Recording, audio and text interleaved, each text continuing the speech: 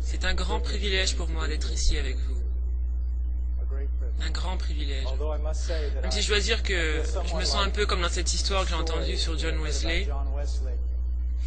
Il avait prêché dans tout le pays et tandis qu'il méditait la parole de Dieu sur son cheval, il a réalisé que durant les 3 derniers jours, personne ne l'avait persécuté. Personne ne l'avait poursuivi, personne ne l'avait maudit, personne n'avait essayé de lui jeter des pierres. Alors il est descendu de son cheval et s'est mis à prier en disant « Seigneur, suis-je devenu un homme charnel? Mon message est-il devenu si mondain que plus personne ne me persécute ?» Et tandis qu'il était en train de prier, un fermier qui le haïssait l'a vu prier. Il a pris une brique et la lui a jetée, lui a presque cassé le nez. Et Wesley a loué Dieu en disant « Merci Seigneur, car maintenant je sais que tu as confirmé ta faveur à mon égard. » Donc quand vous vous levez et que les gens applaudissent, ça fait un peu peur. On doit réaliser que la chrétienté ne sera jamais l'ami de ce monde. La chrétienté brandit la seule arme de salut à ce monde.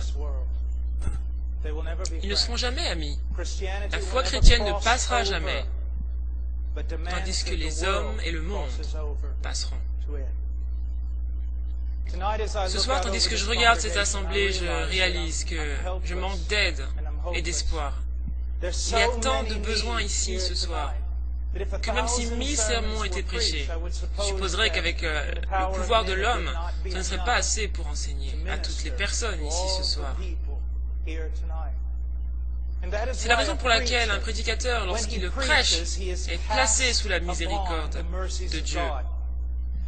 Chaque fois que vous vous placez devant un groupe de personnes pour enseigner, vous êtes comme Ézéchiel, placé devant une vallée d'ossements desséchés. Et vous savez que personne ne vivra, à moins que l'Esprit de Dieu agisse dans le cœur des hommes. Donc ce soir, que vais-je faire? Eh bien, je vais faire ce que j'ai l'habitude de faire lorsque je n'ai qu'une occasion de prêcher à un groupe de personnes. Je vais prêcher l'Évangile. Je vais mettre à votre disposition l'Évangile de Jésus-Christ. Et beaucoup diront, mais pourquoi? On sait déjà tout ça. Non, vous ne savez pas. Vous connaissez des formules comme les 4 lois spirituelles, vous connaissez les 5 choses que Dieu veut que vous sachiez. Vous savez comment conduire les gens à prendre une décision pour Christ et comment confirmer leur salut, même si Dieu est à des années-lumière de ce que vous faites. Mais vous n'en savez probablement pas tant sur l'Évangile. Le plus grand besoin aujourd'hui dans nos assemblées, c'est d'apprendre l'Évangile de Jésus-Christ.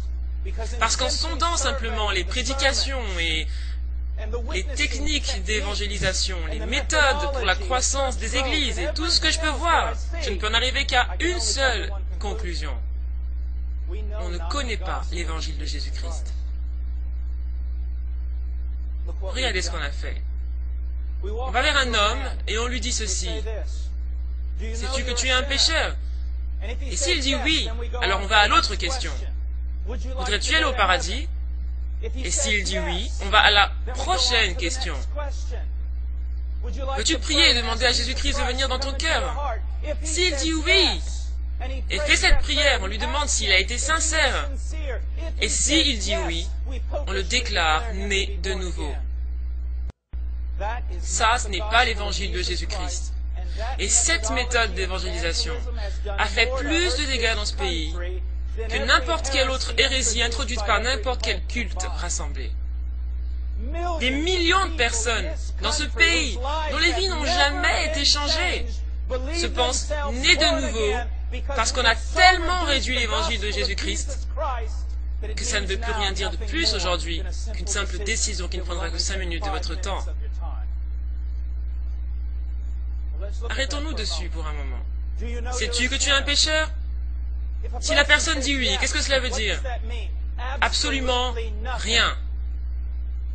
La question n'est pas « Sais-tu que tu es un pécheur ?» La question est la suivante. Depuis que tu as entendu l'évangile, qui t'a été prêché, Dieu a-t-il travaillé dans ton cœur au point que le péché que tu aimais hier, tu l'as en horreur aujourd'hui? C'est la question. La question n'est pas, veux-tu aller au ciel? Tout le monde veut y aller. Ils ne veulent juste pas que Dieu y soit lorsqu'ils y arriveront. C'est autour de cela que les théories politiques tournent. C'est pour cela qu'on a des élections. Tout le monde veut un endroit agréable dans lequel vivre. Donc la question n'est pas veux-tu aller au ciel? La question c'est, depuis que l'évangile t'a été prêché, est-ce que Dieu, le Dieu Tout-Puissant, a fait une œuvre surnaturelle, si puissante, que le Dieu que tu haïssais autrefois, que tu ignorais, tu l'aimes désormais, tu l'estimes digne de toutes choses? Et ensuite, voudrais-tu faire une prière et demander à Jésus-Christ de venir dans ton cœur? Vous aurez du mal à trouver un tel exemple dans le Nouveau Testament. Vous direz non, mais la parole dit, reçois-le dans ton cœur. Pensez-vous vraiment que lorsque la Bible dit de recevoir Jésus dans son cœur, cela veut dire qu'il faut murmurer quelques statuts évangéliques? Quand la Bible dit de recevoir Christ, c'est au travers de la repentance et de la foi. Ça ne fait pas de Dieu une espèce d'accessoire dans votre vie. Ça fait plutôt de lui la substance véritable de toute votre vie. Christ n'est pas juste quelque chose dans votre vie qui la rend meilleure.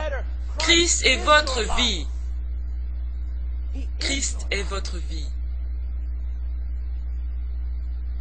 Jésus n'est pas venu. On ne dit pas dans le livre de Marc que le temps est arrivé, le royaume de Dieu s'est approché. Et maintenant, qui voudrait prier et demander à Jésus de venir dans son cœur? Il a plutôt dit, répentez-vous et croyez à l'Évangile. Et n'oubliez pas, dans tous les enseignements de l'Ancien et du Nouveau Testament, la repentance est la preuve par les fruits, la preuve par la façon dont la personne vit. La plupart des gens se pensent sauvés parce qu'ils ont confiance en la sincérité de la décision qu'ils ont prise de suivre Christ. Non pas dans l'œuvre de Dieu ni dans sa puissance de salut. Es-tu sauvé? Oui. Comment tu le sais? Eh bien, il y a 3 ans, j'ai fait une prière pour demander à Jésus de venir dans mon cœur. Vraiment. Et combien d'autres ont fait cela? La preuve du salut. La preuve de la repentance. La preuve de la foi. C'est un changement. Une vie qui change. Comment sais-tu que tu t'es repenti à salut il y a quelques années? Parce que tu continues de te repentir aujourd'hui. Comment sais-tu que tu as cru au salut il y a quelques années? Parce que tu continues d'y croire aujourd'hui. Comment sais-tu que Dieu a eu une rencontre avec toi des années en arrière? Parce qu'il continue d'avoir une rencontre avec toi au travers de la sanctification. Il n'a pas seulement changé ta vie, il continue de la changer.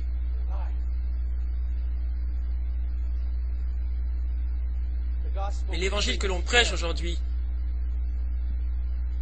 est un rituel. Oui, certaines personnes sont sauvées, mais pas grâce à nos prédications, plutôt en dépit de nos prédications. Dieu continue d'œuvrer, même si nous ne connaissons pas. Dieu continue d'œuvrer, même si nous ne connaissons pas l'Évangile. Allons dans le livre de Romains, chapitre 3, à partir du verset 23. Car tous ont péché et sont privés de la gloire de Dieu, et ils sont gratuitement justifiés par sa grâce, par le moyen de la rédemption qui est en Jésus-Christ. C'est lui que Dieu a destiné, par son sang, à être pour ceux qui croiraient, victime propitiatoire, afin de montrer sa justice, parce qu'il avait laissé impunis les péchés commis auparavant. Au temps de sa patience, afin, dis-je, de montrer sa justice dans le temps présent, de manière à être juste, tout en justifiant celui qui a la foi en Jésus. Où donc est le sujet de se glorifier? Il est exclu. Par quelle loi? Par la loi des œuvres? Non, mais par la loi de la foi. Spurgeon, Martin Lewis-Jones et les autres considéraient ce texte comme le résumé de la foi chrétienne. La ville fortifiée, la ville située sur une montagne. Beaucoup de théologiens ont dit que s'ils devaient perdre toute la Bible et ne pouvaient garder qu'un seul texte, ce serait celui-là. Parce que dans ce texte, il y a une portion, un fragment, une semence de l'Évangile. Bien qu'il y ait ici assez de matière pour nous faire étudier pour l'éternité, pourquoi est-ce que je dis une semence, un fragment de l'Évangile? Laissez-moi partager quelque chose de très très important avant que nous commencions notre prédication. Aujourd'hui, beaucoup s'intéressent énormément à la seconde venue de Christ. Tout le monde veut savoir tous les détails sur la seconde venue. Vous comprendrez tout de sa seconde venue le jour où elle aura lieu. Le jour où Jésus reviendra, vous comprendrez tout sur la manière dont il va le faire. Et quand il va revenir, quel sera le signe précis le menant à revenir? Donc vous saurez tout sur son retour lorsqu'il reviendra. Mais vous passerez l'éternité au ciel sans même commencer à comprendre l'évangile de Jésus-Christ. Ce n'est pas un message parmi tant d'autres. C'est le message des Écritures et le message de la chrétienté. Mais le problème, c'est que ce n'est plus le message que l'on prêche en Amérique. Et je peux vous le prouver. Allez dans toutes ces librairies chrétiennes. Si on devait repenser à ce que l'on prêchait il y a 200, 300 ans, on verrait que le langage de la chrétienté tournait autour de l'Évangile. Les livres qui étaient écrits par les Spurgeon, les Puritains, les Edwards, traitaient de ce qu'est l'Évangile. Comment comprendre l'Évangile? Comment enseigner l'Évangile? Qu'est-ce que la véritable conversion? Comment savoir qu'une personne est réellement née de nouveau? Mais allez dans vos librairies chrétiennes aujourd'hui, essayez de trouver un livre parlant de ces choses. Vous ne trouverez rien. C'est juste rempli de formules, comment ceci, les 5 étapes de cela. Il y a beaucoup à faire aujourd'hui pour ce qui concerne le disciple-là, et je crois que nous devons enseigner ce que c'est que d'être disciple. Mais j'entends beaucoup de gens dire, on a tant de personnes qui viennent par la porte d'entrée de nos assemblées. Mais dès qu'elles arrivent, elles repartent par la porte arrière. Et la raison pour laquelle elles repartent, c'est qu'on ne leur a pas enseigné le disciple-là. Ceci n'est pas vrai. La raison pour laquelle elles ne restent pas, c'est qu'elles ne sont jamais nées de nouveau. On a obtenu de ces personnes qu'elles prennent une décision. On a obtenu d'elles qu'elles lèvent leurs mains, mais leurs vies n'ont jamais changé. Devons-nous enseigner ce que c'est que d'être disciple? Oui, nous le devons. Mais quand Dieu sauve un homme, ce qu'il a commencé en lui, il l'achève. Pourquoi y a-t-il si peu de puissance aujourd'hui? Parce qu'on ne connaît pas l'Évangile, on ne s'intéresse pas aux véritables conversions. Parce qu'on ne priorise pas les choses importantes. On a remplacé tout cela. Le souci principal aujourd'hui, c'est le bon usage des médias dans les cultes. La meilleure façon de chanter selon les humeurs. Le prédicateur qui flash, qui nous dit tout ce qu'on veut entendre pour qu'on puisse avoir notre meilleure vie maintenant, parce que de toute façon, c'est ce qu'on veut réellement. Plus que Dieu. Il n'y a pas de puissance parce que l'évangile est parti. Si vous ramenez le véritable évangile, vous verrez la puissance de Dieu se manifester dans la vie des hommes, des femmes et des enfants. Le simple évangile.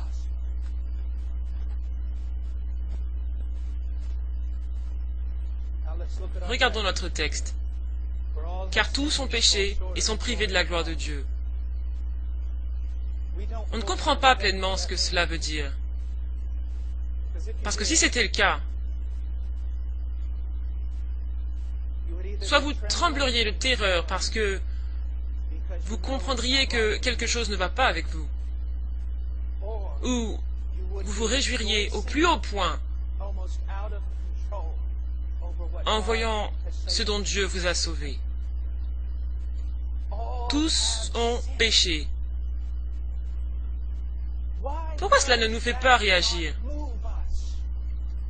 Parce qu'on ne comprend pas la nature innée du péché. Et pourquoi ne comprenons-nous pas la nature innée du péché? Parce qu'on ne sait pas qui est Dieu. On ne connaît pas Dieu. Je suis étonné lorsque je voyage dans ce pays et parle aux responsables des séminaires, d'études bibliques. Je leur demande, combien de semestres passez-vous à étudier les bases du christianisme? Simplement sur Dieu. Oh, on couvre ça en un mois.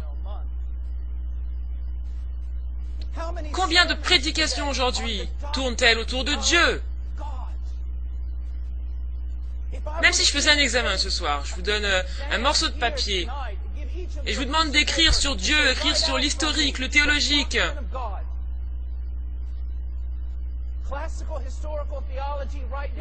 Écrivez pour moi une liste des caractéristiques et attributs de Dieu et donnez-moi une explication biblique de Dieu.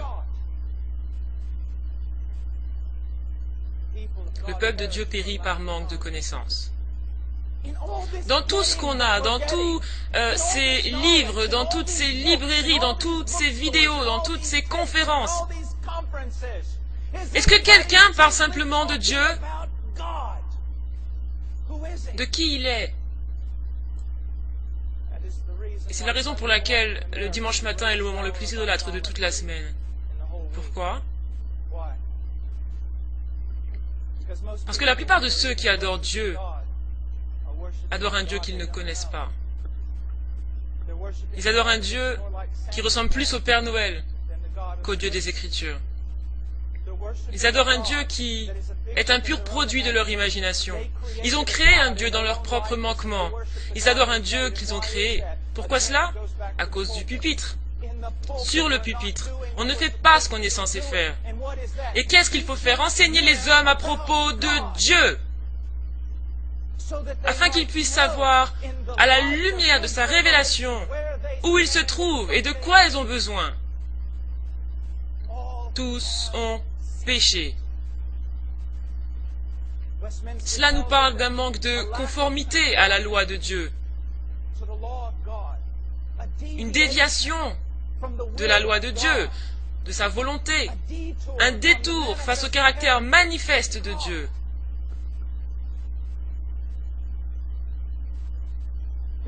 Imaginez ça pour un moment. Dieu se tient devant toute la création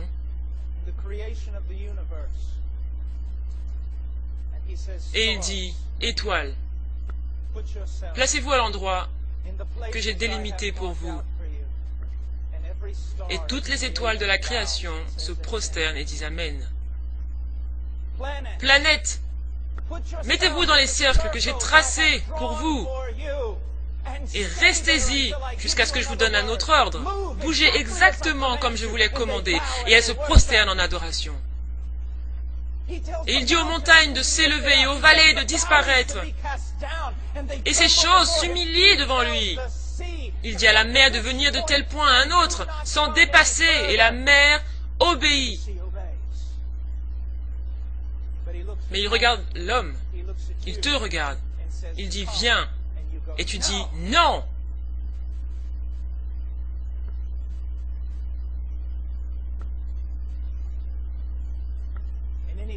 Dans chaque débat, dans chaque dialogue à l'université, le problème avec l'enfer, dans la pensée des hommes, c'est que cela dure éternellement. Comment une punition peut-elle durer pour toujours? Comment une punition infinie peut-elle être mise sur l'homme? Parce qu'ils ont péché contre un Dieu infiniment digne. Le crime est puni d'une telle sévérité, parce que c'est un crime sévère. C'est un crime sévère à cause de celui contre lequel il est dirigé. Le Dieu de gloire. Et si l'homme ne comprend pas l'infinie valeur de ce Dieu, il ne peut pas non plus comprendre la terrible nature de son péché. J'ai entendu un prédicateur dire, nous ne prêchons pas sur le péché dans notre assemblée. Je peux lui dire que le Saint-Esprit de Dieu n'est pas vraiment à l'œuvre dans cette église ni dans ce ministère.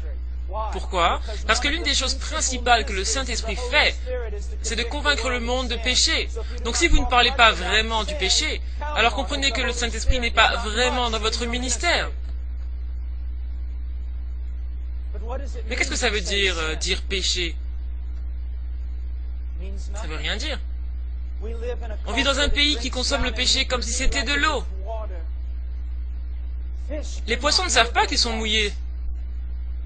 De la même manière que les hommes ne savent pas ce que cela veut dire de pécher contre Dieu. Et pour cette raison principale, écoutez-moi, vous qui allez être prédicateur un jour, on ne doit pas être désagréable. On ne doit pas chercher sciemment à blesser les gens, à les briser. Mais sachez ceci, si vous voulez répandre la bonne nouvelle, vous devez parler du péché. Vous devez exposer le péché, vous devez le définir, vous devez expliquer cela en détail pour que la parole de Dieu déracine cela du cœur des hommes. Je peux appuyer ce que je dis. Il n'y a pas de théologie systématique dans la parole pour cela, mais le meilleur moyen de l'illustrer, c'est d'aller dans le livre de Romains.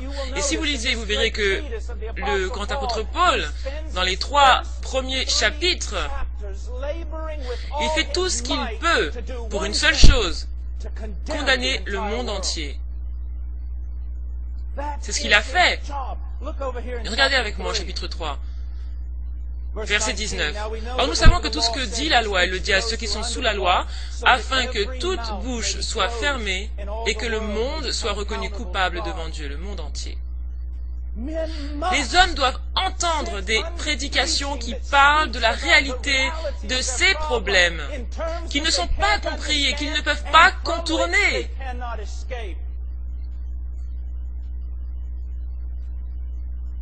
J'utilise souvent cette illustration. Si je devais agiter des clés devant un micro ce soir, cela ne vous rendrait probablement pas content. Cela ne vous remplirait pas de joie. Et pourquoi? Parce que vous n'êtes pas enfermé dans un donjon pour être exécuté. Mais si vous étiez enfermé dans un donjon, sachant qu'une sentence de mort plane au-dessus de votre tête, alors le son de clé apporterait de la joie à votre cœur. Je vous soumets le fait que les hommes ne peuvent pas apprécier l'Évangile à cause de la façon dont nous le prêchons. Laissez-moi vous demander quelque chose. À midi aujourd'hui, où est-ce que toutes les étoiles sont allées? Quelqu'un les a-t-il mises dans un sac ou les a-t-il enlevées? Où sont-elles? Elles étaient là. Pourquoi est-ce qu'on ne peut plus les voir avec toute cette lumière? Parce que les étoiles, la beauté des étoiles, se manifeste dans l'obscurité. On peut dire la même chose de l'évangile de Dieu par la grâce de Jésus-Christ. Vous voulez que la grâce soit vue? Eh bien, elle se révèle dans la nuit obscure, afin que les hommes puissent voir ce qu'ils sont. Et pendant qu'ils voient ce qu'ils sont vraiment, ils ont leur cœur exposé, et là, ils verront leur besoin d'un sauveur. Mais au lieu de cela, vous jouez avec eux, vous les couvez, vous les protégez, vous protégez leur soi-disant estime personnelle. En faisant cela, vous damnez leurs âmes pour l'enfer.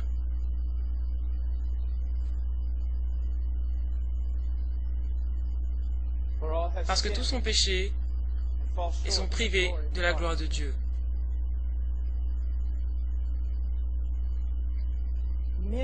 Les hommes ne sont pas juste rebelles. Ils sont aussi éloignés de ce qu'ils devraient être. Ils ont perverti leur être entier, l'essence de leur vie. Pourquoi a-t-on été créé? Pour quelle raison nos cœurs battent-ils? Pourquoi notre poitrine respire-t-elle? Il n'y a qu'une seule raison, c'est pour lui. Les hommes n'ont pas été créés pour eux-mêmes. Ce monde n'a pas été créé pour les hommes. Les hommes ont été créés pour Dieu. Et les hommes sont destitués. perverti, désespéré, sans lui. N'est-ce pas étonnant? J'ai passé la plupart de ma vie dans le tiers-monde. Je reviens tout juste de ce qui est presque ma seconde maison, le Pérou. J'y étais pour un mois pour y prêcher. La pauvreté parfois dans le tiers-monde est absolument frappante. Les frères et les sœurs en Christ souffrent tellement. Mais quand je reviens aux États-Unis, je vois quelque chose. Je vois que nous, les Américains, sommes les chrétiens les plus riches qui n'aient jamais marché sur la surface de la terre. Nous sommes les chrétiens les plus protégés qui n'aient jamais marché sur la face de la terre. Et cependant, nous sommes les chrétiens les plus vides qui n'aient jamais marché sur la surface de la terre. Si vous allez dans ces soi-disant librairies chrétiennes, 70% des livres qui y sont nous montrent à quel point nous sommes vides. Et pourquoi sommes-nous vides? Nous sommes vides pour les mêmes raisons pour lesquelles Jésus ne l'a jamais été. Il a dit, j'ai à manger une nourriture que vous ne connaissez pas. Ma nourriture, c'est de faire la volonté de mon Père. De plus en plus, les assemblées évangéliques aujourd'hui sont devenues humanistes, humanistes, humanistes. Tout tourne autour des hommes. On prononce juste quelques paroles chrétiennes pour baptiser cela et lui donner une apparence chrétienne, mais tout tourne autour de vous. Tout tourne autour de vos besoins, tout tourne autour de votre estime personnelle. Non! Ce sont des discours sans fin qui retireront toute substance de vie en vous.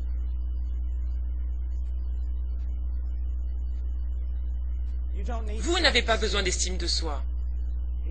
Vous avez besoin de la connaissance de Dieu.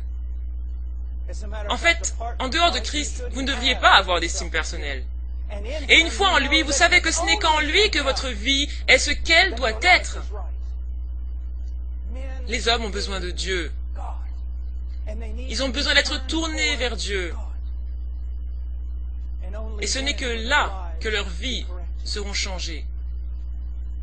Tout tourne autour de Christ. Votre cœur bat pour lui. Le souffle vous a été donné pour lui. La force vous a été donnée pour lui. Un esprit vous a été donné pour lui. Tout ce que vous avez reçu, vous l'avez reçu pour lui. Et ce n'est qu'en vivant pour lui que vous allez trouver votre but. La signification de votre vie. Et même là, vous ne trouverez pas votre but. La signification de votre vie, si c'est votre but, et non pas Dieu. Parce que votre but devrait être sa gloire. Même si pour cette gloire, tous vos projets et ambitions sont détruits dans votre vie. Tout tourne autour de lui, non autour de nous. Et c'est ça le problème fondamental avec l'humanité. Et le problème fondamental de la chrétienté américaine. Maintenant, tout tourne autour de nous. J'ai écouté le message d'une église qui a grandi récemment et est devenue très très grande. Quelqu'un a demandé au pasteur, mais qu'avez-vous fait pour cela? Il a répondu, eh bien, on satisfait simplement les besoins de tout le monde. C'est pas ça une église. Et qu'est-ce qui se passe lorsque vous ne pouvez pas répondre à tous leurs besoins? Que se passe-t-il lorsqu'il y a des soldats qui se tiennent à la porte et qui disent, si vous confessez Christ, on vous prend tout, votre maison, la jolie maison que Dieu vient de vous donner, votre voiture, ce joli vêtement-là que vous portez et que Dieu vous a donné. Si vous construisez votre assemblée ou votre chrétienté sur cela, Dieu va répondre à tous vos besoins, alors vous n'aurez pas de chrétienté. Vous aurez un humanisme au plus haut point et un Jésus rendu serviteur de l'homme. Les anciens prédicateurs nous ont laissé une grande leçon.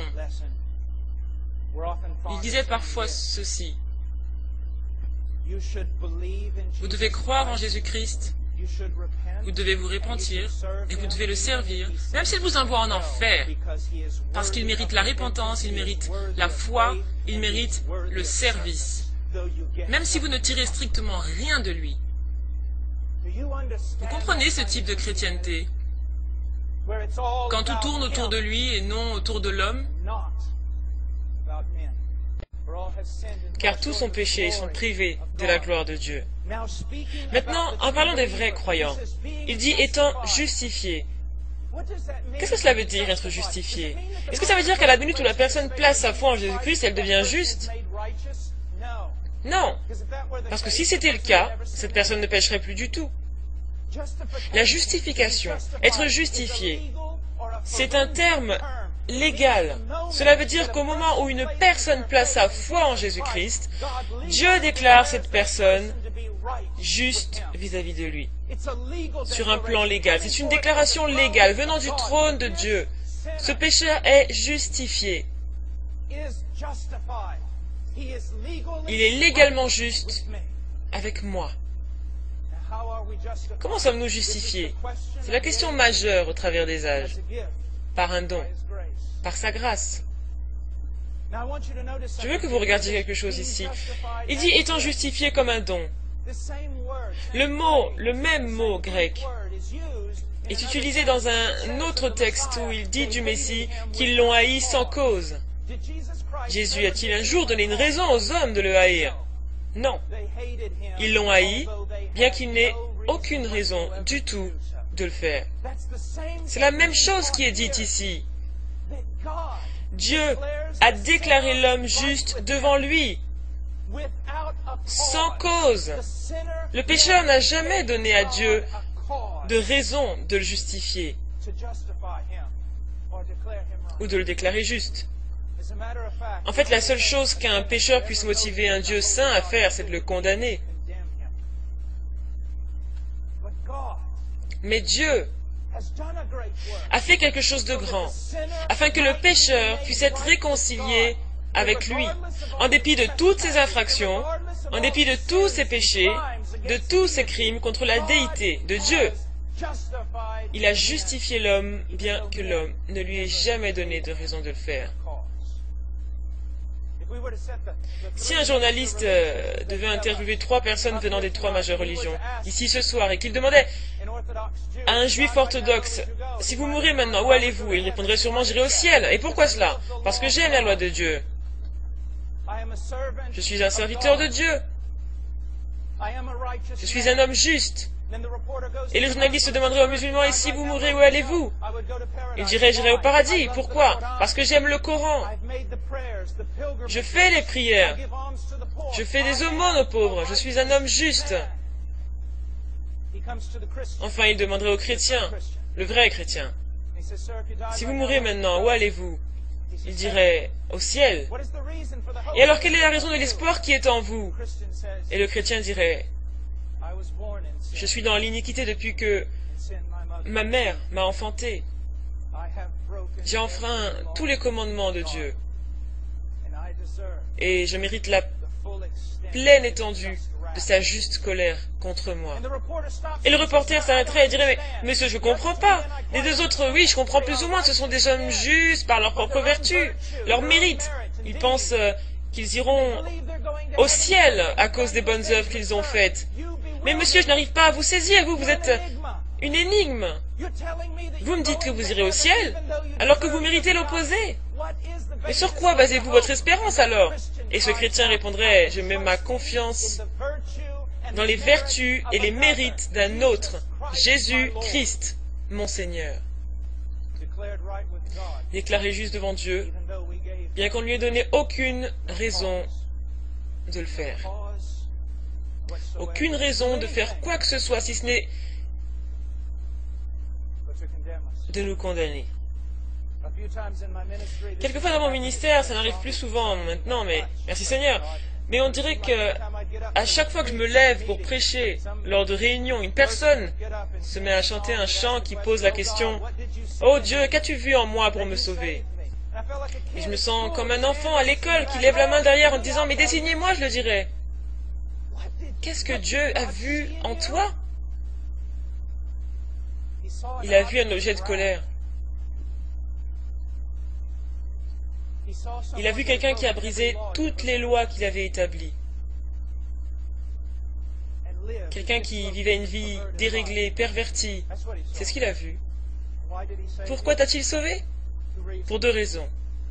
Dieu est amour, Deuxièmement, pour démontrer sa gloire, sa miséricorde, ses attributs, pas seulement au monde, mais même au-delà.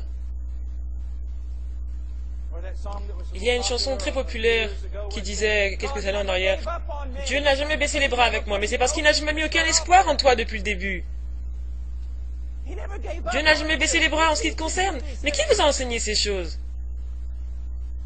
Il n'a jamais baissé les bras parce qu'il n'a jamais eu aucun espoir en vous. Il a mis ses espoirs en ses propres promesses, ses propres espérances, sa propre alliance. Il a mis son espoir là où l'espoir se trouve, dans sa personne, dans ses décrets et ses œuvres. Donc il a justifié les hommes.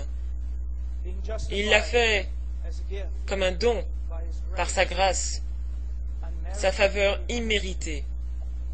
C'est cela qui conduit les hommes de Dieu. C'est cela qui conduit les femmes de Dieu. La grâce, la grâce, la grâce.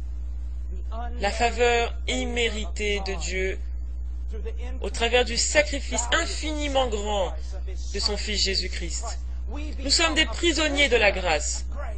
Nous sommes devenus des prisonniers de l'espoir, des prisonniers de l'Évangile. Je dois vivre pour lui. Pourquoi? La grâce qu'il a manifestée à mon égard dans la personne de Jésus-Christ. Je suis contraint par cet amour. Il dit que nous sommes sauvés par grâce. Et il continue en disant au travers de la rédemption. J'ai oublié son nom, j'aurais dû m'en souvenir, mais j'ai entendu parler d'un vieux puritain.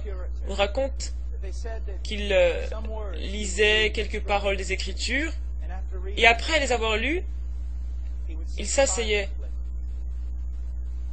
avec les lèvres tremblotantes, parce que certains mots étaient presque trop sacrés pour être dits. Si on devait suivre ce mode de pensée, je dirais que rédemption fait partie de ces mots-là. Mais c'est devenu tellement commun. Je me souviens de la première fois que j'ai traversé les montagnes indiennes avec de vieux missionnaires, et je me demandais comment ils pouvaient dormir au milieu de cette beauté que l'on pouvait voir au travers des vitres. Et quelques années plus tard, j'étais celui qui emmenait un groupe de jeunes hommes dans ces montagnes indiennes. Et j'ai réalisé que j'avais fait la même chose, j'ai dormi. Certaines choses sont si spectaculaires.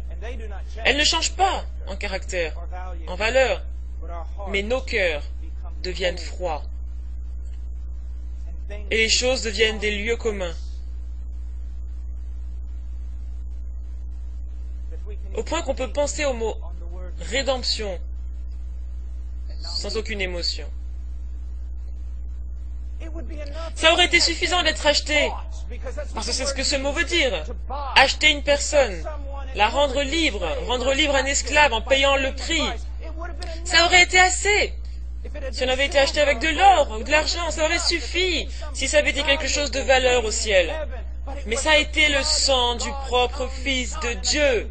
Et une fois encore, cette vérité est ce qui doit nous conduire. J'ai apprécié ce qu'un jeune homme a dit ici tout à l'heure. La chrétienté, ce n'est pas de la moralité. Il y a beaucoup de gens moraux qui vont aller en enfer. La chrétienté va résulter, oui, dans une vie de moralité biblique. Mais la chrétienté n'est pas une affaire de moralité. Ça tourne autour de lui. Il n'est pas juste question d'être des gens bien ou de faire des choses bien. Il est question d'une passion, d'un cœur en feu, parce qu'il réalise qu'il a été racheté avec le sang du Fils de Dieu. Nous avons été rachetés. Et comme il le dit ici dans le texte, cette rédemption se fait en Christ Jésus. En Christ Jésus. C'est peut-être le fragment le plus puissant dans la Bible, en Christ Jésus.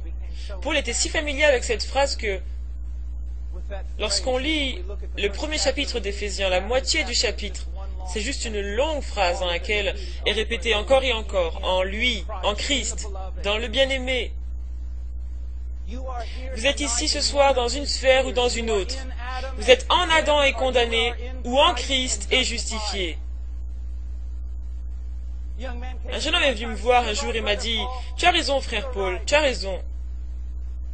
Jésus est tout ce dont nous avons besoin. » Je lui ai dit, « Jeune homme, Jésus est tout ce que nous avons. Pas juste tout ce dont on a besoin. En dehors de lui, il n'y a rien. » Vous avez besoin de comprendre que cette grande lettre aux Colossiens ne nous enseigne pas seulement que le monde a été créé par Christ et pour Christ, cela a été créé en Christ. Tout ce qui est en dehors de Jésus-Christ n'est pas la réalité. Tout ce qui est en dehors de Jésus-Christ est absolument absurde. En dehors de Jésus-Christ, il n'y a que la mort. Il n'y a rien en dehors de lui. Il n'y a pas de réalité, il n'y a pas de logique, il n'y a pas de sens, il n'y a pas de raison. Rien ne marche. Tout a été fait pour être en Christ.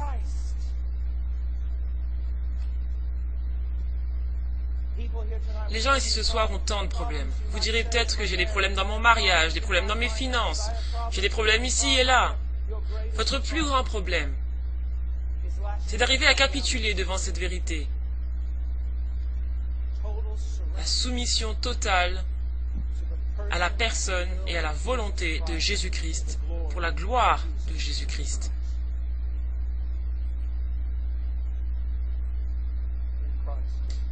En Christ, que Dieu a exposé publiquement afin d'être une victime propitiatoire, une propitiation. Peut-être qu'après le nom de Dieu, celui-ci est le mot le plus important dans la Bible. Vous savez ce que cela veut dire? Propitiation. Dieu a exposé son Fils publiquement. Il y a une raison à ce que le Fils de Dieu ait été crucifié au centre de l'univers religieux, en dehors de la ville la plus religieuse au monde. Pendant qu'il était sur cette croix, au carrefour de cette grande ville, Dieu, au travers de la croix de Jésus-Christ, ne sauve pas seulement les hommes, mais il révèle des choses à propos de lui. Il se fait connaître au monde,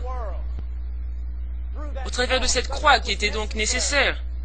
Ce mot peut aussi vouloir dire que Dieu a placardé son Fils, a fait une exposition publique de son Fils. On pourrait penser que Dieu aurait pu effacer les péchés secrètement, mais il ne l'a pas fait.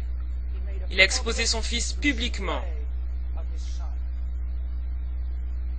pour que tous, pas seulement le monde, mais pour que toute la création puisse voir.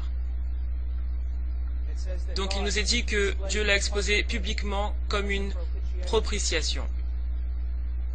Qu'est-ce qu'une propitiation? Le mot propicio, on l'utilise même dans l'ancien espagnol, dans l'ancienne version que l'on utilise, on dit propicio a mí, aie compassion de moi. C'est un sacrifice qui permet à Dieu de démontrer sa miséricorde aux gens. On va expliquer cela plus loin, mais d'abord je vais vous parler de quelque chose. Écoutez-moi. Si vous arrivez à saisir juste cette chose que je vais vous enseigner ce soir, cela va vous aider. Cela concerne la croix. C'est la croix. Je vais expliquer la raison de la croix. Ce qu'il y a en dessous. Pourquoi une croix? Pourquoi une mort? Le plus grand problème dans toute la Bible est trouvé dans un texte obscur du livre des Proverbes. Allons-y pour un moment. Proverbe 17, 15. Écoutez. Celui qui justifie le coupable et celui qui condamne le juste sont tous deux en abomination à l'Éternel. Vous me direz, qu'est-ce que cela a à voir avec l'Évangile?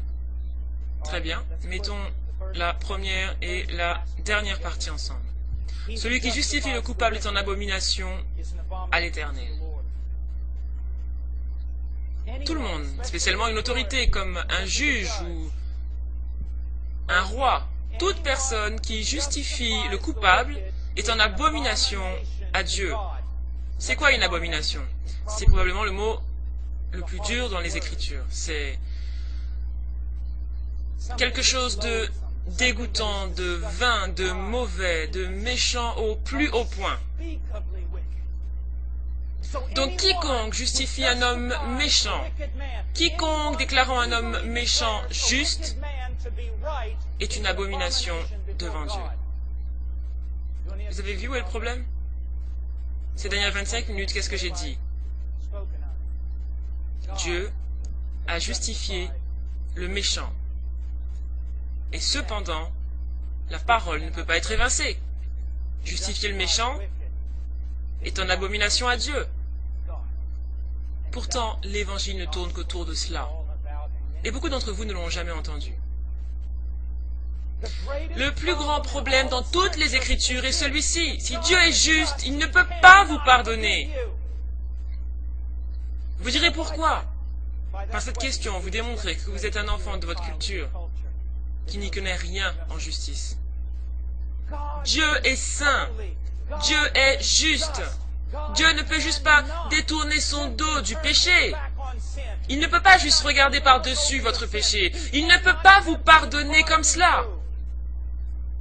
Si Dieu est juste, il doit vous juger. Avec justice, et un juste jugement signifie votre mort et l'enfer pour toujours. La plus grande question de toute la Bible, c'est comment Dieu peut-il être juste et en même temps être le justificateur des méchants? Regardez ce que Paul dit au verset 26. De montrer sa justice dans le temps présent, de manière à être juste et justificateur. Voici le problème. C'est autour de cela que tourne la croix. C'est le dilemme divin. Si Dieu est juste, comment peut-il justement pardonner des hommes méchants et les déclarer légalement justes devant lui? Laissez-moi vous donner une illustration que j'ai utilisée des millions de fois. Imaginez que vous ayez quitté votre maison pour écouter ce message ce soir et en rentrant, vous trouvez votre famille assassinée. Et vous voyez l'assassin se tenir devant les derniers membres de la famille à qui il reste un brin de vie. Il leur tord le cou et les jette au sol en riant. Il essaie de fuir, vous le poursuivez, vous l'immobilisez au sol, vous attachez ses mains, vous appelez la police. La police vient, embarque cet homme qui a assassiné votre famille entière et l'enferme. Ensuite, à la date arrêtée, il l'emmène devant le juge. Le juge regarde cet homme qui a tué votre famille entière et il dit « Je suis un juge très aimant, je te pardonne. Tu peux t'en aller. » Quelle serait votre réaction? Vous demanderiez justice. Vous rédigeriez des articles et appelleriez les chaînes de télévision. Vous écririez au Congrès et vous diriez « Il y a un juge qui est bien plus méchant que le criminel qu'il a pardonné. » Il y aura quelque chose en vous qui va crier pour la justice. Cela ne peut pas se passer ainsi. Et le juge de toute la terre ne doit-il pas à plus forte raison bien faire? J'ai entendu des évangélistes dire ceci, sans savoir qu'ils blasphémaient et disaient des hérésies contre Dieu. Je les ai entendus dire, au lieu d'être juste avec toi, Dieu a été aimant. Vous savez ce qu'ils disent? Que l'amour de Dieu est injuste. Que Dieu peut être injuste. Il y a même au sein de notre race humaine des gens qui aiment injustement. Ils aiment injustement, ils démontrent l'affection de la mauvaise manière. Vous ne pouvez pas dire, tout en étant biblique, qu'au lieu d'être juste, Dieu a été aimant. L'amour de Dieu doit être juste. Dieu doit satisfaire la justice qui vous accuse à cause de vos péchés. Maintenant, Ce n'est pas comme certains le supposent. Certains diront, est-ce que tu dis qu'il y a cette règle de justice à laquelle même Dieu doit se soumettre? Non, ce n'est pas du tout ce que je dis.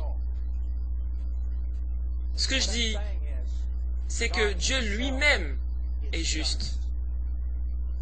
Et que Dieu est parfait, conforme à tous ses attributs. Afin de pouvoir pardonner le méchant, la justice de Dieu doit d'abord être satisfaite et la colère de Dieu apaisée. Quelque chose doit, et c'est un mot très important, vous pouvez le regarder dans le dictionnaire, quelqu'un doit s'interposer. Quelqu'un doit intervenir. Quelqu'un doit faire quelque chose. Et ici, il n'y a que deux parties, l'un étant Dieu et l'autre l'homme. On ne place pas d'espoir en l'homme. Dieu lui-même doit intervenir pour satisfaire sa justice et apaiser sa colère et rendre possible l'expression de son amour et de son salut envers des hommes méchants. Maintenant, laissez-moi aborder quelque chose qui va sûrement vous offenser. Je vais parler un moment de la haine de Dieu. Puis-je vous poser une question? Combien parmi vous, et levez vos mains, ont déjà entendu un sermon sur la haine de Dieu? 1, 2, 3, 4, 5... Wow, c'est au-dessus de la normale.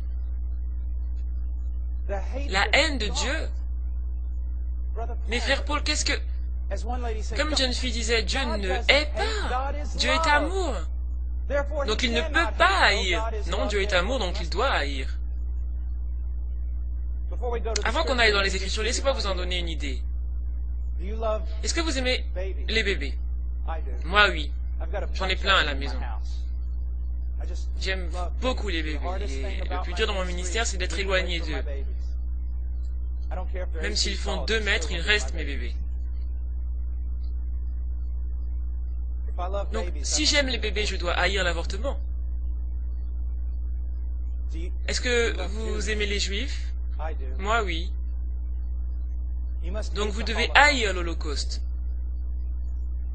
Est-ce que vous aimez les Afro-Américains? Alors, vous devez haïr l'esclavage, alors. Je suis désolé. Il n'y a pas de neutralité. Vous voyez, si vous aimez vraiment ce qui est juste, ce qui est parfait, ce qui est bon, il y a aussi une animosité, une inimitié envers tout ce qui va à l'encontre de ce standard. Dieu aime tout ce qui est juste, tout ce qui est vrai, tout ce qui est bon, tout ce qui est vertueux. Mais verset après verset dans la Bible, nous voyons que sa haine se manifeste contre la méchanceté. Je pourrais le retirer si vous vouliez. Je pourrais garder le silence. Mais je ne serai pas fidèle à Dieu en faisant cela. Laissez-moi vous donner un bon texte. Allez à Psaume chapitre 5. Juste pour un moment.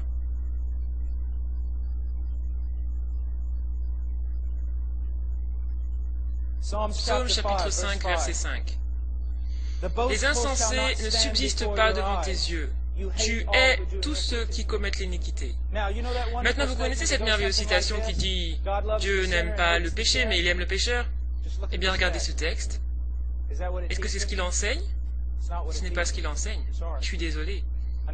Je sais que ça sonne bien comme phrase et que c'est tendance sur des t-shirts chrétiens, mais ce n'est pas ce que la Bible enseigne. Ce passage ne dit pas que la haine de Dieu est manifestée envers les mauvaises œuvres. Il est dit ici qu'elle se manifeste contre ceux qui les pratiquent. Mais ne vous y méprenez pas. La haine de Dieu n'est pas comme la nôtre. Ce n'est pas une haine où tout est centré sur soi, sur l'ego. Ce n'est pas une haine égoïste. C'est la réaction d'un Dieu saint contre des hommes qui sont mauvais. À qui est-ce que je fais allusion? À tout homme né fils d'Adam. Vous devez comprendre. Mais qu'est-ce que la colère de Dieu selon vous? Quelque chose d'impersonnel qui sort de l'arrière du trône de Dieu? Non, c'est Dieu.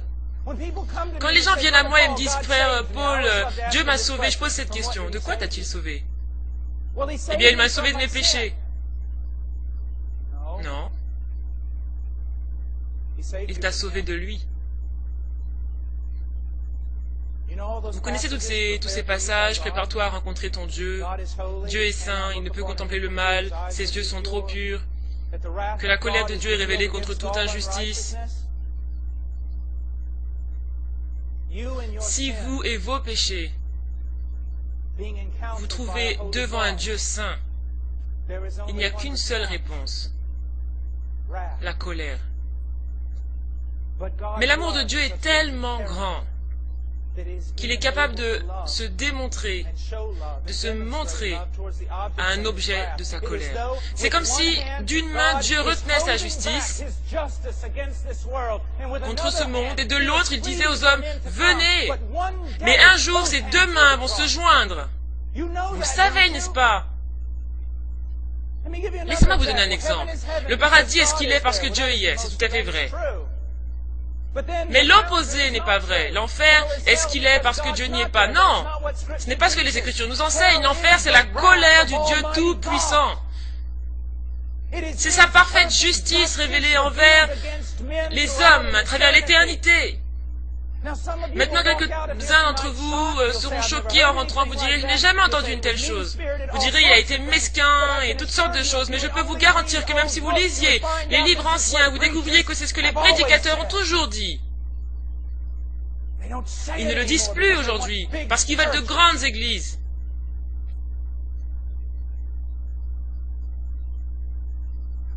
On doit avertir les hommes. On doit dire aux hommes que chaque jour, Dieu ouvre ses bras à des gens désobéissants, obstinés. Mais en même temps, la colère de Dieu arrive sur le monde. Parce que Dieu est un Dieu saint, juste. N'avez-vous pas lu l'Apocalypse? Je ne vous parle pas juste des anciens enseignements de l'Ancien Testament. La colère de Dieu va s'abattre d'une telle manière que les hommes vont s'écrier, les grands, les chefs de ce monde vont demander aux rochers de tomber sur eux pour les cacher de la colère de l'agneau.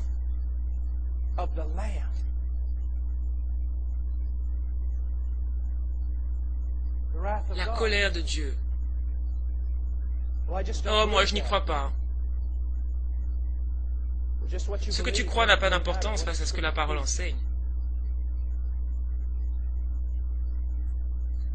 Il y a bel et bien une colère de Dieu, qui est le résultat de sa justice, de sa sainteté, et même de son amour et de sa bonté. Dieu peut-il être aimant et ne rien faire contre la méchanceté? Non. Dieu peut-il être bon et ne rien faire contre le mal? Absolument pas. Dieu va juger les hommes. Il va le faire. Mais la question est la suivante. Qui peut alors être sauvé? Voici notre réponse. La croix de Jésus-Christ. Vous direz, mais que veux-tu dire, frère Paul? La croix de Christ. Quand Christ était sur cette croix, quand il est mort, avec sa mort, il a satisfait la justice de Dieu. La Bible dit tous ont péché et sont privés de la gloire de Dieu. La Bible dit que le salaire du péché, c'est la mort. Dieu est devenu un homme, a vécu une vie parfaite sous la loi, est allé sur cette croix et est mort à la place de son peuple. Et en mourant de cette façon, il a satisfait la justice divine. Il a apaisé sa colère. Maintenant, regardons un moment, pendant le temps qu'il nous reste, à la croix. Écoutez, j'étais en train d'enseigner il y a quelques années en arrière dans un séminaire en Europe de l'Est, et avec des Allemands. J'étais très fatigué, j'avais enseigné toute la journée, donc je suis allé dans une bibliothèque, je cherchais un livre à lire, et je suis tombé sur un livre intitulé « La croix de Jésus ». Ce n'était pas le livre de John Stott, c'était un autre auteur. Donc la croix de Christ. Je l'ai pris, j'ai commencé à le lire, et je suis tombé sur un endroit. Voici ce que l'auteur disait. Dieu a regardé du ciel la souffrance qui était infligée à son Fils par les mains des Romains sur cette croix. et a considéré cela comme nous ayant sauvés de nos péchés, rachetés. C'est une hérésie. Est-ce que vous avez vu ce qui cloche? C'est une hérésie. Vous direz, mais que veux-tu dire là? Mes chers amis, si vous êtes sauvés ici ce soir, vous n'êtes pas sauvés parce que les Romains ont frappé Jésus. Vous n'êtes pas sauvés parce qu'ils l'ont cloué à une croix. Si vous êtes sauvés parce que lorsqu'il était sur cette croix, il a porté vos péchés et Dieu le Père a brisé son propre Fils. C'est Dieu qui l'a fait. C'est Dieu qui devait mesurer la punition. C'est Dieu qui avait été offensé. C'est la colère de Dieu qui s'est déversée. C'était la justice de Dieu qui devait se répandre. Quelqu'un, afin de sauver les gens de Dieu, devait s'interposer et souffrir le jugement, la colère, la justice de Dieu. Avez-vous jamais lu dans Ésaïe, chapitre 53, verset 10, « Il a plu à l'Éternel de le briser par la souffrance. Cela a accompli la volonté de Yahweh de briser son Fils unique. » Examinons cela pour un moment. Jésus est sur cette croix. Et sur cette croix, il s'écrie, mon Dieu, pourquoi m'as-tu abandonné? J'ai entendu un prédicateur, j'ai même entendu plusieurs fois des prédicateurs dire que Dieu ne pouvait regarder son Fils parce qu'il ne supportait plus l'affliction de son Fils. Ce n'est pas ce que Jésus enseigne là. Qu'est-ce qu'il nous enseigne? Mon Dieu, pourquoi m'as-tu abandonné? Il se réfère à ce texte de Psaume 22. Je veux que vous y alliez rapidement avec moi. On ne va pas lire tout le texte, mais au moins une partie. Donc, Psaume 22, verset 1. Mon Dieu, pourquoi m'as-tu abandonné? Et t'éloignes-tu sans me secourir, sans écouter mes plaintes? Mon Dieu, je crie le jour et tu ne me réponds pas, la nuit et je n'ai point de repos. Voici la complainte du Messie tandis qu'il est sur cette croix. Pourquoi m'as-tu abandonné? Ensuite, il donne une explication au verset 4. En toi se confiaient nos pères, ils se confiaient et tu les délivrais. Ils criaient à toi, ils étaient sauvés, ils se confiaient en toi, ils n'étaient point confus. Il n'y a jamais eu un temps dans l'histoire de ce peuple d'alliance qu'un homme juste ait crié à toi et que tu ne l'aies délivré. Mais moi, je suis ton fils, le Messie, je n'ai jamais péché. Pourquoi m'as-tu abandonné? Puis il donne la réponse au verset 3. Tu es saint. Verset 6. Et moi je suis un ver. Sur cette croix, vous connaissez tous les petits tracts, n'est-ce pas? Dieu est saint, les hommes ne le sont pas, il y a cette grande division entre les deux. Ne voyez-vous pas que quelqu'un a dû créer un pont? Et pour cela, quelqu'un a dû mourir en dehors de la présence et de la faveur de Dieu. Quelqu'un a dû porter le péché. Quelqu'un a dû devenir une malédiction. Quelqu'un a dû devenir comme ces chefs de sacrifice. Les leaders d'Israël venaient et posaient leurs mains sur ces chefs pour transférer symboliquement les péchés d'Israël sur elles. L'une était égorgée, l'autre était mise hors de la ville pour errer dans le désert, et ensuite y mourir. De la même manière, Jésus a souffert à l'extérieur de la ville, séparé de Dieu, séparé de sa favorable présence, séparé du peuple de Dieu, afin que ce vide qui séparait Dieu et les hommes soit bouché. Quelqu'un a dû mourir, séparé de la présence favorable de Dieu, séparé parce qu'il a porté les péchés de son peuple et est devenu une malédiction, même aux yeux de son propre Père. Vous n'avez jamais lu Galates chapitre 3? Maudit est quiconque n'observe pas tout ce qui est écrit dans le livre de la loi et ne le met pas en pratique. Tout homme ayant ne serait-ce que brisé une seule loi est sous la malédiction. Qu'est-ce que cela veut dire d'être sous la malédiction? C'est une chose très difficile. C'est une idée horrible. Je vais le dire de cette manière. Être une malédiction veut dire que devant un saint Dieu et un saint paradis, on serait si mauvais dans nos péchés, si vains, que la dernière chose qu'on verrait juste avant d'aller en enfer serait toute la création se levant sur ses pieds et applaudissant Dieu parce qu'il se débarrasse de nous. Il continue dans Galates 3,13 en disant « Christ nous a rachetés de la malédiction de la loi. » Comment? Étant devenu malédiction pour nous. à notre place. La culpabilité, la honte devant un Dieu saint, le sentiment d'être rejeté de sa favorable présence, de mourir sans lui, la séparation.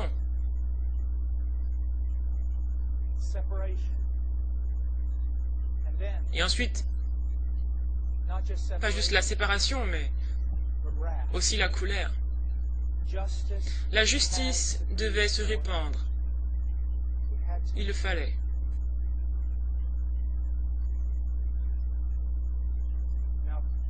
Maintenant, elle se répandra chez certains d'entre vous. Je ne suis pas un prophète, je n'ai pas accès à votre cœur, mais il serait vraiment insensé et vain de ma part de penser que toutes les personnes qui entendent ma voix, que ce soit ici ou sur Internet ou qu'importe, sont vraiment enfants de Dieu. La colère sera déversée chez certains d'entre vous au travers d'un enfer éternel, à cause des crimes que vous avez commis et allez continuer de commettre pour toute l'éternité. Le salaire de votre cœur contre la souveraineté de Dieu. Mais sur cette croix, la colère de Dieu, la justice de Dieu ont été déversées sur son Fils bien-aimé. Comme je l'ai déjà cité, il plut à Dieu de le briser. Vous savez, quand Jésus est dans le jardin et dit à 3 reprises que cette coupe s'éloigne de moi, j'ai entendu des prédicateurs dire la coupe était la croix, la coupe était les clous, la coupe c'était les Romains. C'est absolument grotesque. Parce que si c'était le cas, dites-moi comment expliquer que le capitaine de notre salut n'ait pas été aussi brave que ses propres disciples. Est-ce qu'il n'est pas avéré qu'après l'ascension de Christ, un nombre incalculable de chrétiens sont morts sur des croix, crucifiés, pas seulement crucifiés, mais crucifiés à l'envers, servant de torches humaines pour éclairer les rues de Rome.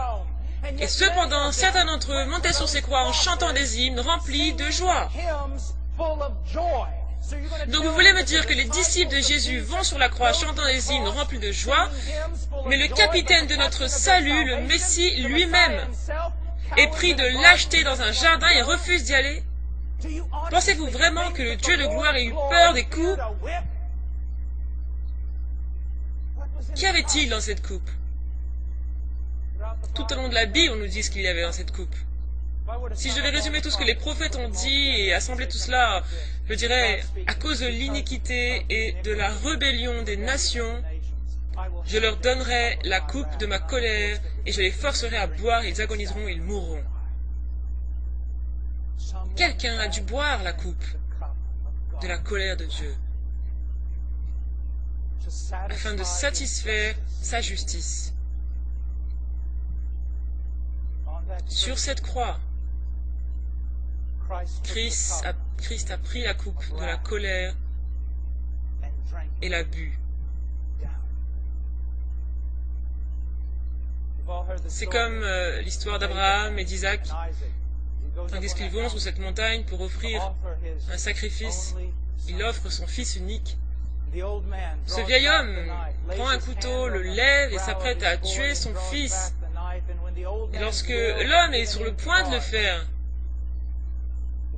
tandis qu'il abaisse le couteau pour le tuer, Dieu l'arrête. Vous direz, quelle merveilleuse fin! Mais ce n'est pas la fin. C'est une analogie. Des années ont passé, et le Fils unique de Dieu est sur cette croix. Et Dieu lève ses mains sur le corps de son Fils unique. Il baisse le couteau, puis l'égorge.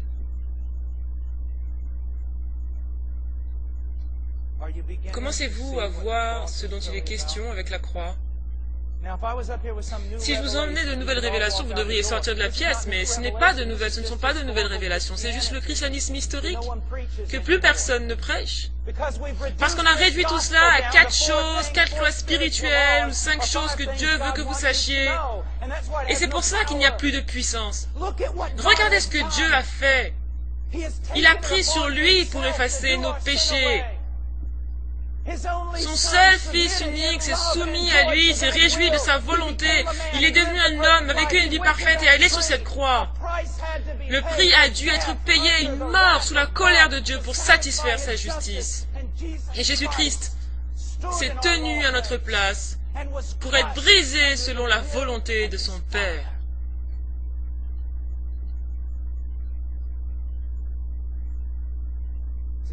Donc il a bu cette coupe, et lorsqu'il a dit « tout est accompli », il a renversé la coupe, et pas une seule goutte n'en est sortie. Tout est accompli. Il a tout payé. Il a tout payé. Et ce même Jésus qui est mort n'est pas demeuré dans la mort. Il a vengé son Père sur cette croix. Vous dites comment, frère Paul? Il a prouvé une fois pour toutes que Dieu est juste, même s'il justifie le méchant. Voici les accusations faites contre Dieu durant toute l'histoire humaine. Pouvez-vous imaginer le diable? Qu'est-ce qu'il a fait, le diable? Il a péché, une parfaite justice a été faite contre lui. Il n'y avait pas besoin d'explication. Dieu est juste, Satan a péché et la justice a été faite. Mais ensuite, il y a le péché d'Adam. Est-ce que vous pouvez imaginer les accusateurs de Dieu? Oh Dieu, mais qu'est-ce que cela veut dire? Moi, je pêche et justice. Et celui-ci, rempli de saleté, il s'élève contre toi et tu lui donnes une promesse. Non mais qu'arrive-t-il à ta justice? Oh, et Abraham, il est ton ami maintenant. Où est ta sainteté, Dieu? Oh, Israël, ton peuple, combien de fois ont-ils commis l'idolâtrie contre toi? Combien de fois aurait-il dû mourir? Et David, un homme selon ton cœur. Qu'arrive-t-il à ta justice, Dieu? Il y a 2000 ans, Dieu a donné sa réponse. Voulez-vous savoir comment je peux épargner les hommes depuis le commencement, même leur père, Adam? Voulez-vous savoir comment je peux appeler Abraham mon ami? Voulez-vous savoir comment je peux appeler David un fils? Parce que voici mon fils maintenant, mourant pour eux tous. Donc Dieu est juste. Pourquoi? Il a puni nos péchés, mais il a puni nos péchés par son Fils unique. Lui seul était qualifié pour cela. Parce que le sang des taureaux et des moutons n'enlevait pas le péché. Donc un corps a été préparé. Et le Fils de l'homme est né. L'homme Christ Jésus. Adam a péché. Le fils d'Adam devait mourir. Il est devenu le fils d'Adam. Il est mort à la place de son peuple. Il devait être un homme, mais il devait aussi être Dieu. C'est pour ça que la doctrine des témoins de Jéhovah est si aberrante.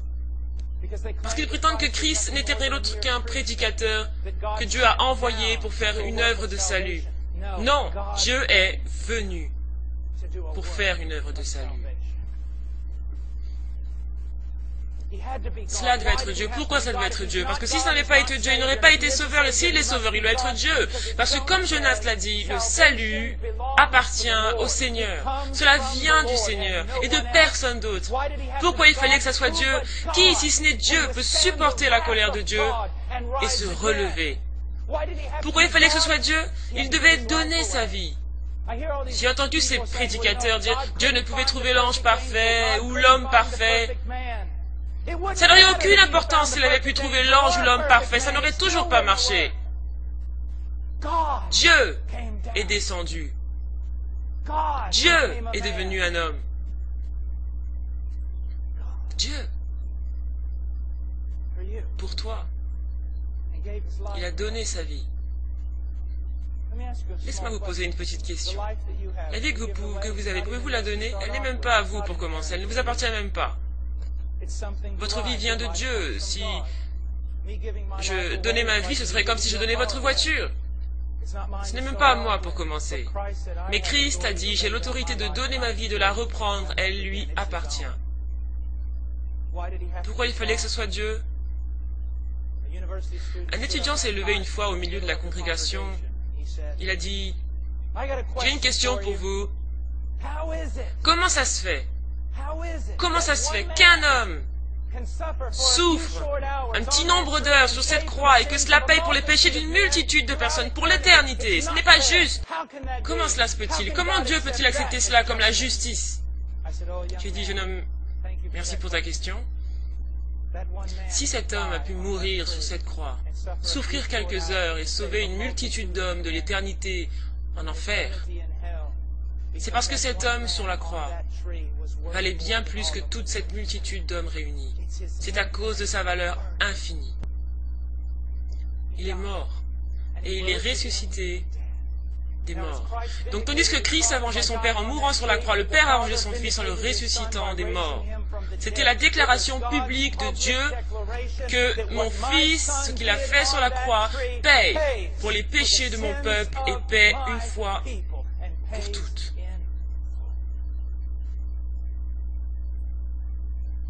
Maintenant, pour finir, je veux aller dans un de mes passages. C'est un passage qui a été utilisé par les pères de l'Église. C'est appelé le psaume de l'Ascension. Psaume 24, verset 7. Les anciens prédicateurs avaient pour habitude de dire ceci. Christ est ressuscité d'entre les morts, et 40 jours plus tard, il est monté au ciel. Il est monté comme Christ,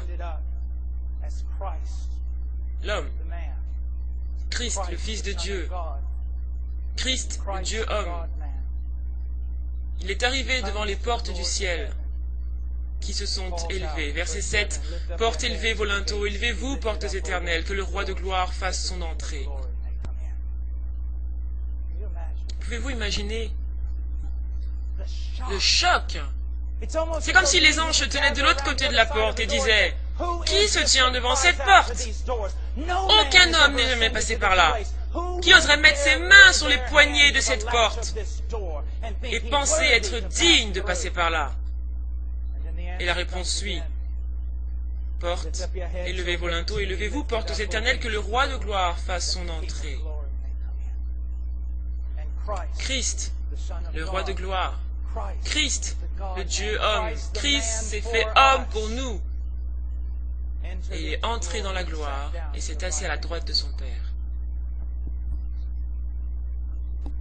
Et maintenant, Dieu ne vous demande pas de faire une petite prière de 5 minutes et de demander à Jésus de venir dans votre cœur. Non, c'est pas ce qu'il fait. Vous me direz, j'ai été sauvé de cette manière. Oui, c'est possible que vous ayez été sauvé de cette manière.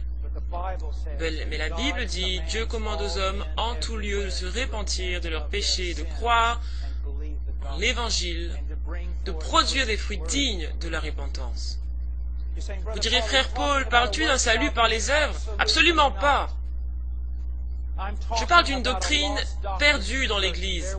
Et veuillez me supporter un instant de plus. Je ferme ma Bible en signe de bonne foi. Après cela, je m'en vais. Mais supportez-moi un moment. S'il y a une doctrine perdue aujourd'hui qui détruit l'évangélisation, c'est la doctrine de la régénération.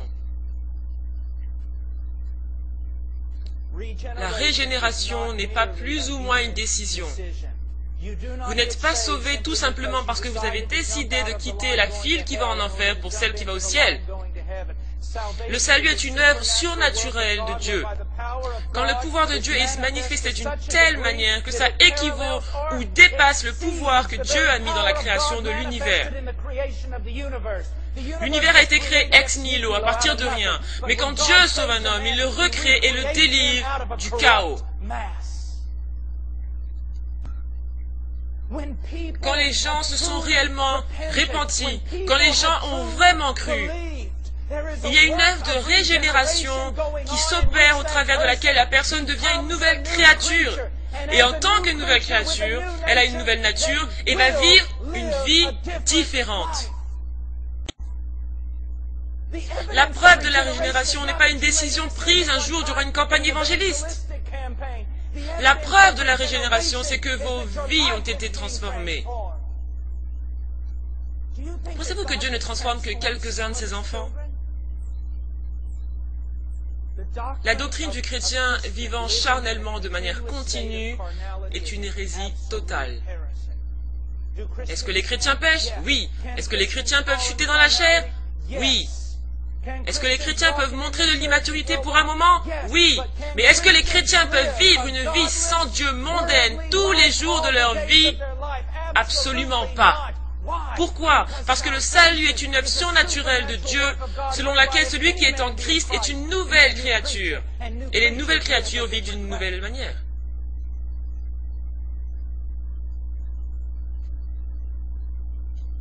C'est pour ça que les gens qui disent qu'il y a aujourd'hui autant de péchés dans l'Église qu'en dehors de l'Église, qu'il y a autant de divorces, de pornographie, de mensonges, de haine dans l'Église, qu'il y en a à l'extérieur, tout cela c'est un mensonge. L'Église de Jésus-Christ en Amérique aujourd'hui est belle, elle est brisée, elle est confessionnelle, elle marche avec son Dieu. Et quand elle pêche, cela brise son cœur et elle retourne à lui. Le problème c'est que ce que vous appelez l'Église n'est pas l'Église. Si l'Église est ce que vous dites, alors toutes les promesses de la Nouvelle Alliance ont échoué. Dieu dit qu'il allait faire une nouvelle alliance et que ces gens seraient son peuple et lui leur Dieu et que la loi de Dieu serait écrite sur leur cœur et qu'il la mettrait en pratique. La preuve de la conversion n'est pas une carte de décision qu'on remplit. C'est une vie transformée. Un ami à moi a appelé un chrétien érudit très renommé dans l'histoire, Dr. Dallimore. Il lui a dit, j'ai une question. Les puritains n'ont pas vraiment pratiqué les invitations à donner sa vie à Jésus de la manière qu'on le fait aujourd'hui, donc comment savait-il que les gens étaient sauvés? Et le docteur a répondu ceci, eh bien c'était facile, leur vie avait changé et ils continuaient de venir à l'assemblée. Et nous, comment savons-nous qu'ils sont sauvés? Ils ne viennent pas aux assemblées, leurs vies n'ont pas changé, mais on le sait parce qu'ils ont levé leurs mains. Regardez ce qu'on a fait. Regardez. Regardez. Si vous êtes ici ce soir et que vous vous faites du souci pour votre âme, je ne vous demanderai pas de lever vos mains. Je ne vous demanderai pas de remplir une carte, mais je resterai ici jusqu'à 6 heures du matin s'il le faut pour vous conseiller. Vous voyez, c'est ça le problème. La grande ascension. Les gens viennent à l'avant, ils signent une carte, on leur parle 5 minutes du salut, on les déclare sauvés, et après on se demande pourquoi en dépit des enseignements, ils ne grandissent pas. On a fait la grande ascension, on les fait passer par une espèce de test évangélique, ils ont donné les bonnes réponses aux questions, et on les déclare sauvés. Et après on s'en soucie plus. C'est une erreur. Je vais vous dire ceci. Si vous vous êtes repenti, si vous avez cru en Christ ce soir, si vous avez fait cela, il vous a sauvé. Mais je vous dirai ceci. Si vous avez pris la décision de suivre Christ, vous voyez Christ comme Seigneur ce soir et vous avez mis votre foi en lui, il vous a sauvé. Mais si vous sortez d'ici et que votre vie ne change pas, et que vous ne commencez pas à grandir, et que celui qui a commencé une bonne œuvre en vous ne l'achève pas, cela voudra dire que ce qui est arrivé ce soir n'est pas sincère. Parce que la preuve d'une vraie conversion, c'est un incessant travail de Dieu dans l'âme d'un homme. C'est ça la vieille manière. C'est le christianisme historique. Combien d'entre vous, combien parmi ceux que vous connaissez sont dans ce cas? N'est-ce pas la vérité? Peut-être qu'ils étaient enfants et ont fait une profession de foi quand ils avaient 6 ans, parce que quelqu'un leur a demandé s'ils voulaient aller au ciel et s'ils aimaient Jésus. Bien sûr, ils ont levé leurs mains. Ensuite, à 14-15 ans, ils sont allés dans le monde, ils ont commencé à haïr les choses de Dieu. Et puis vous allez les voir en disant, tu es chrétien, tu dois agir différemment. Vous commettez une erreur en faisant cela. Vous devez les interpeller de cette façon. Tu as fait une profession de foi pour Christ, mais chaque aspect de ta vie à ce moment indique que cette profession de foi en Christ était fausse.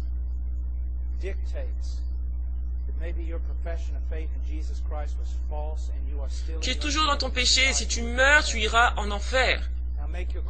Maintenant, rends ton appel et ton élection certaine, repens-toi et viens à Jésus.